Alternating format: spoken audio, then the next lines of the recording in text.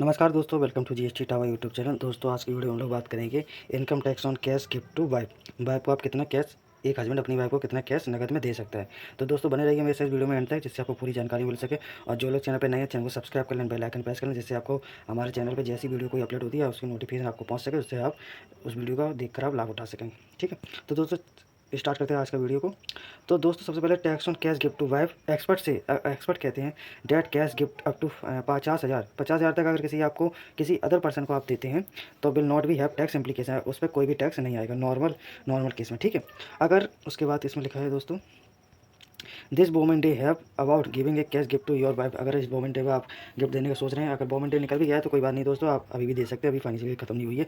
Giving a cash gift to maybe a good idea as it is a something that is useful in but it the important to understand how much cash you can give without any tax implication. Expert से date cash up to 50,000 for from anyone will not have tax implication. Normal case में आप किसी भी व्यक्ति को या आपके friend वगैरह को आप 50,000 से ज़्यादा गिफ्ट नहीं दे सकते नॉर्मल केस में। ठीक है, however in case of cash gift from husband there is no such limit how much cash can be gifted without tax implication. In other words a man can gift any amount to his wife without any tax implication. एक husband अपनी wife को कितना भी रुपए दे सकता है। ठीक है, उस पर कोई भी टैक्स नहीं लगेगा, विदाउट एनी टैक्स इम्प्लीकेशन। ठीक है, फिर आगे लगा in normal cash gift up to 50,000 are not subject to tax in the hand of recipient.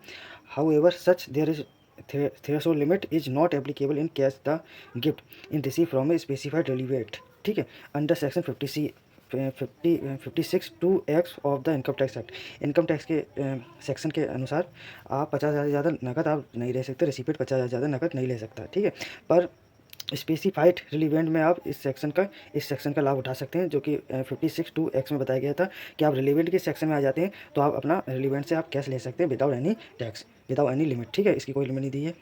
फिर आगे लिखा है the cash gift by a husband to his wife would be exempt from the tax in respective of the in accordance with section 56 two X of the income tax.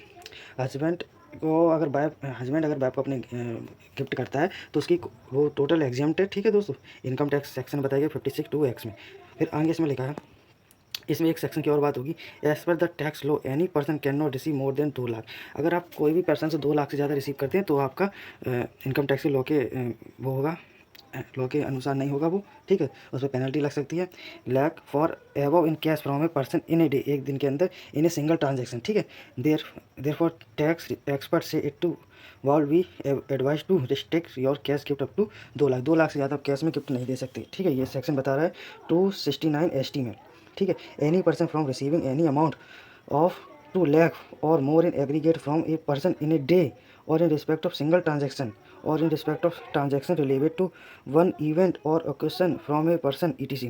अगर आप किसी event और occasion के लिए अगर आप एक दिन में सिंगल ट्रांजेक्शन करते हैं 2 लाख से ज़्यादा तो आप उसमें इनकम टैक्स में पेनल्टी लग सकती है। अगर आप 2 लाख से ज़्यादा करते हैं, इस सेक्शन बताया गया 269 ST में, 2 लाख से ज़्यादा रिसीव नहीं कर सकते एनी अमाउंट सिंगल ट्रांजेक्शन इन्हें एक दिन के अंदर। ठीक है, फिर आगे लिखा है tax on income from a cash gift even a cash gift will be tax free in hand of wife. In our case any income from such investment of amount will be taxable in the hand of husband. अगर आपने अपनी wife को, ठीक है, कोई रुपए gift करें और उस गिफ्ट करे हुए रुपए को आपकी वाइफ ने कहीं इन्वेस्ट कर दिया है। ठीक है, तो इन्वेस्ट से कोई इनकम अगर जनरेट होती है तो वो हस्बैंड की क्लब इनकम मानी जाएगी, हस्बैंड के हैंड में मानी जाएगी। ठीक है दोस्तों, it is a to note that through the cash gift is tax free in the hand of the wife. Any income accrued on such cash gift amount will be subject to claiming provision। Club हो जाएगी income tax act की under section 64(1)(4। ठीक है, according tax set. ठीक है, that the claiming amount need two factor into tax planning before making such A cash. अगर cash आप gift करते हैं तो वो आप पहले से टैक्स प्लानिंग कर लीजिए, ये बताया गया है। ठीक है, तो दोस्तों कैसी लगी जानकारी आपको?